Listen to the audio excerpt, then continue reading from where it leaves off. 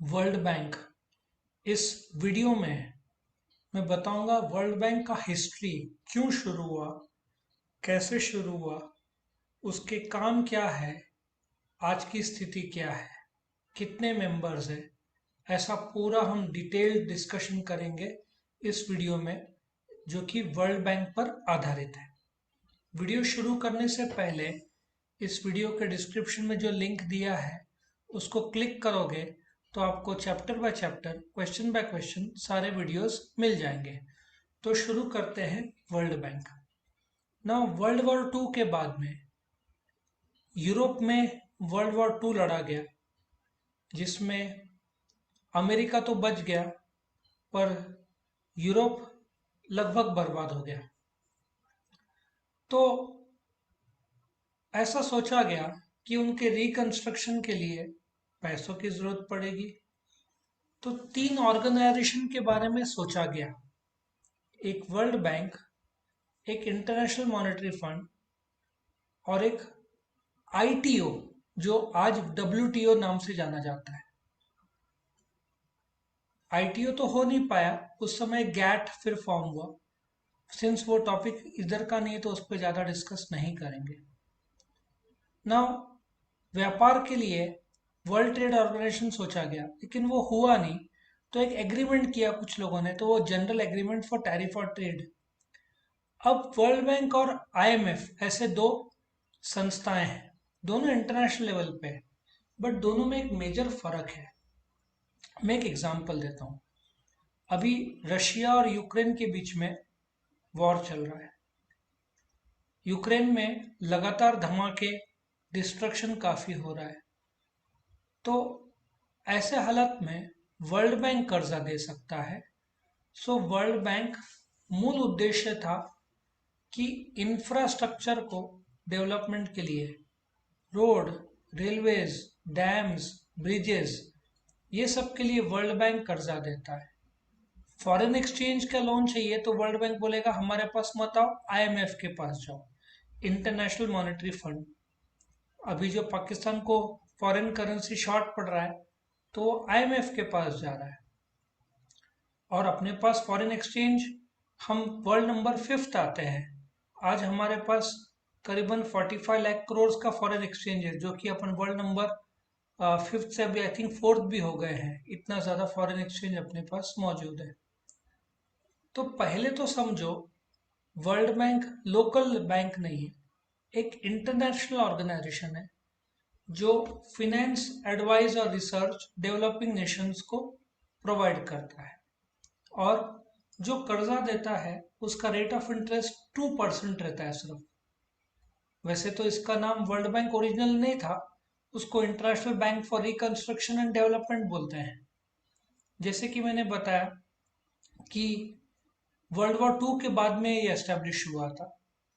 इसके 189 कंट्रीज है, by the way India भी इसका मेंबर है। आपको वर्ल्ड बैंक का मेंबर बनना है तो it will take around 5 years। जो भी वर्ल्ड बैंक का मेंबर है ऑटोमेटिक वो आईएमएफ का भी मेंबर होता है। अभी वर्ल्ड बैंक आईएमएफ के साथ काम करता है, डब्ल्यूटीओ के साथ करता है, अलग अलग एजेंसीज, मतलब वो इंडिपेंडेंट ऑर्गेनाइजेशन है, लेकिन फिर भी अलग अलग ऑर्गेनाइजेशन के साथ मिलके वो काम करता है। लेकिन वो करता क्या है? मिडिल इनकम कंट्रीज को वो कर्जा देता है। कुछ जगह पे इंटरेस्ट फ्री भी कर्जा देगा।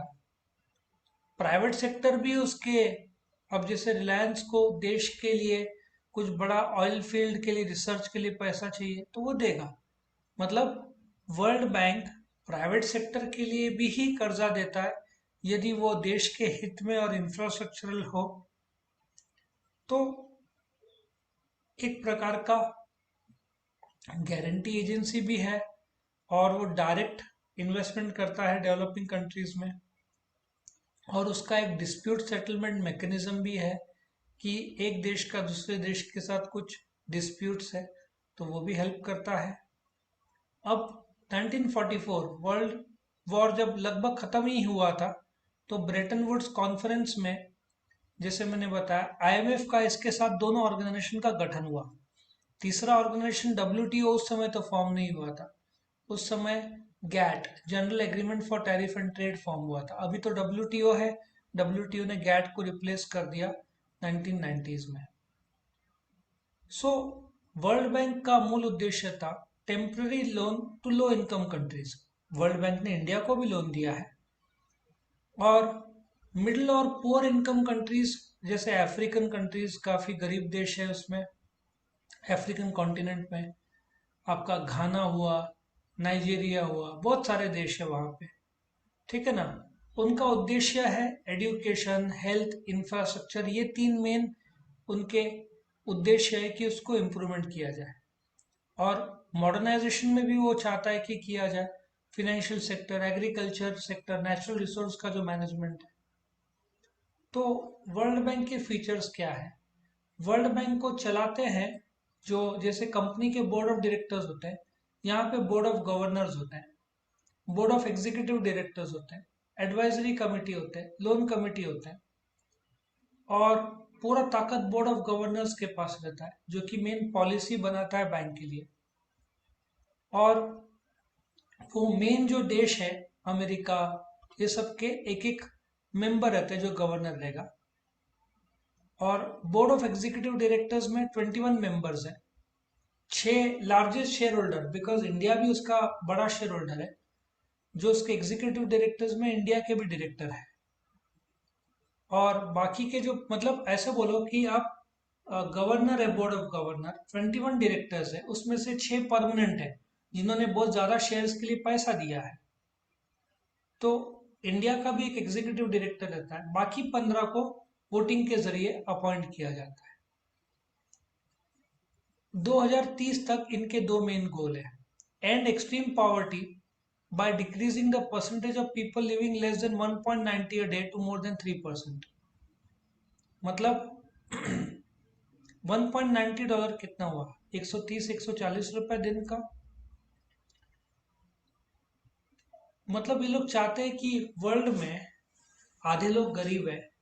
आपको एक स्टैटिस्टिक्स यदि दूं तो अमेरिका के 51 लोग, नॉट 51%, 51 लोग अमेरिका का 50-60 तक का वेल्थ पे कंट्रोल रखते हैं। जेफ बेजोस हो गया, आपका फेसबुक का फाउंडर हो गया, ठीक है ना। तो अ, ये लोग जो है, इनके पास इतना पैसा है, लेकिन एक तरफ जुकरबर्ग, फेसबुक का जो हेड है, ये लोग के पास इतना ज्यादा पैसा है और दूसरी जगह पे बहुत सारे गरीबी लोग हैं। तो लोग बोलते हैं वर्ल्ड में करीबन आधे लोग गरीब हैं। तो वर्ल्ड बैंक चाहता है 2030 तक जितने वर्ल्ड के करीब आधे लोग हैं, उसमें बस 3% से कम के आसपास रहे, जो कि दिन में 135 रुपीज इंडियन करेंसी के हिसाब से ज़्यादा कमाए। और जो कमाई है वो 40% का बॉटम लोग को मिले, क्योंकि इकोनॉमिक्स कहता है कि अमीर अमीर बनता है, गरीब गरीब बनता है, और मिडिल क्लास के लोग उसी में लड़ते रहते हैं, मतलब उसी लिमिटेड कमाई में कैसे बसर गुजर करते रहते हैं। सो वर्ल्ड बैंक एक प्रकार का फिनेंशियल और टेक्निकल असिस्टेंस प्रोवाइड करता है डेवलपिंग कंट्रीज को, पूरे देश में, पूरे वर्ल्ड में। उनके फिनेंशियल प्रोडक्ट्स है, कुछ जगह पे 0 रेट ऑफ इंटरेस्ट है, कुछ जगह पे 2% रेट ऑफ इंटरेस्ट है। वो एजुकेशन, हेल्थ, इंफ्रास्ट्रक्चर, आपको रोड्स बनाने हैं तो आप वर्ल्ड बैंक को अप्रोच कर सकते हैं। एग्रीकल्चर, नेचुरल रिसोर्स, ये सब के पीछे वो लोन देता है। और कुछ ऐसे पैसा रहता है, जैसे बिहार में 2000 करोड़ चाहिए, 1000 करोड़ बिहार का गवर्नमेंट देगा, 1000 करोड़ वर्ल्ड बैंक देगा, ऐसे भी हो सकता है। को फिनेंस भी होता है। और एक अच्छी बात है कि ये लोग प्राइवेट सेक्टर लोगों को भी, इन्वेस्टर को भी कर्जा देते हैं। ऐसा नहीं कि सिर्फ गवर्नमेंट्स को इंफ्रास्ट्रक्चर, हेल्थ, एजुकेशन के लिए। इनका आउटलुक ब्रॉड है। इनोवेटिव नॉलेज शेयरिंग, इनका जो वेबसाइट है, आप जाओगे तो आपको अलग अलग देश का कमाई, पर कैपिटा इनकम, मतलब इनका रिसर्च बहुत अच्छा रहता है। ये लोग टेक्निकल एडवाइस देते हैं, डेवलपिंग कंट्रीज को इनका एडवाइस काफ़ी काम में आता है। और डेवलपिंग कंट्रीज अपने जैसा जिसमें बहुत सारा स्कोप है सोलार का, टाइडल एनर्जी का, थर्मल एनर्जी का, तो स्पॉन्सर मिल जाते हैं। अभी बुलेट ट्रेन का 1 लाख करोड़ का है, वो तो अपने को जापान ने ही बना के देगा। रेट ऑफ इंटरेस्ट भी आई थिंक इट इज 0। तो पूरा खर्चा जापान कर रहा है, नहीं तो अपने देश में 1 लाख करोड़ कहाँ से आया होता बुलेट ट्रेन का।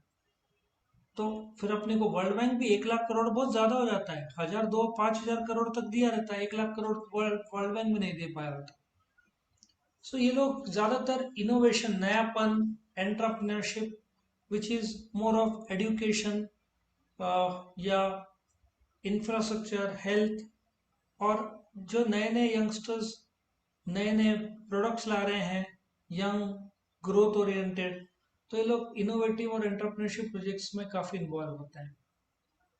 So basically policy, strategy, regulations, मूल उद्देश्य है कि देश में इन्वेस्टमेंट बढ़े और सबसे इम्पोर्टेंट सोशल डेवलपमेंट। इनका मूल उद्देश्य पीपल फर्स्ट। ये लोग चाहते तो आ, कोई गार्डन के लिए भी पैसा दे सकते थे, लेकिन ये लोग ज्यादातर तो रोड्स, हॉस्पिटल्स, डैम्स, ब्रिजेस, जिससे लोगों का लाइफस्टाइल इम्प्रूव हो, गरीबी से लोग अमीर आए। अच्छा, 1000 करोड़ रास्ते के लिए दिया, तो वहां पे जो लोग को काम मिलता है, एम्प्लॉयमेंट मिलता है, और एम्प्लॉयमेंट मिला तो 300-400 रुपये दिन का तो मिल जाता है। तो इस प्रकार से गरीबी कभी कम होता है जब ये लोग स्पॉन्सर करते हैं कोई इंफ्रास्ट्रक्चर प्रोजेक्ट, फिर वो कॉन्ट्रैक्टर्स काम देते हैं लोगों को। तो ये लोग रिस्क एनालिसिस देखते हैं प्रोजेक्ट का, कौन करने वाला है देखते हैं, सोशल को इम्पैक्ट कितना होगा वो देखते हैं। उसके बाद इनका मूल उद्देश्य है कि हम कर्जा देंगे, लेकिन सोसाइटी के लोग को फायदा होना चाहिए उस देश के। इंडिया को बहुत फायदा हुआ है वर्ल्ड बैंक से। तो ये वर्ल्ड बैंक का डिटेल था कि बहुत बढ़िया ऑर्गेनाइजेशन है। लोग सोचते हैं कि कर्जा, ये इंफ्रास्ट्रक्चर, हेल्थ, एजुकेशन, एग्रीकल्चर, इन एरिया में कर्जा देता है।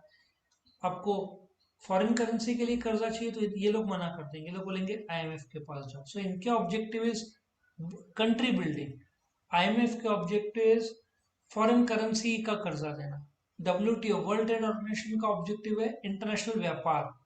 तो सब अलग अलग, अब यूनाइटेड नेशंस, नाटो का ट्रुप्स जो है, पीस के लिए लोग काम करते हैं। तो सबका अलग अलग उद्देश्य है। तो ये लेक्चर वर्ल्ड बैंक पे था। वीडियो पसंद आए तो लाइक करना, फ्रेंड्स के साथ शेयर करना, चैनल को सब्सक्राइब करना, और भी वीडियोस देखने हैं तो और देखने हैं और वीडियोस तो इस वीडियो के डिस्क्रिप्शन में जो लिंक दिया है उसको क्लिक करोगे तो आपको chapter by chapter, question by question सारे वीडियोस मिल जाएंगे। Thank you for watching.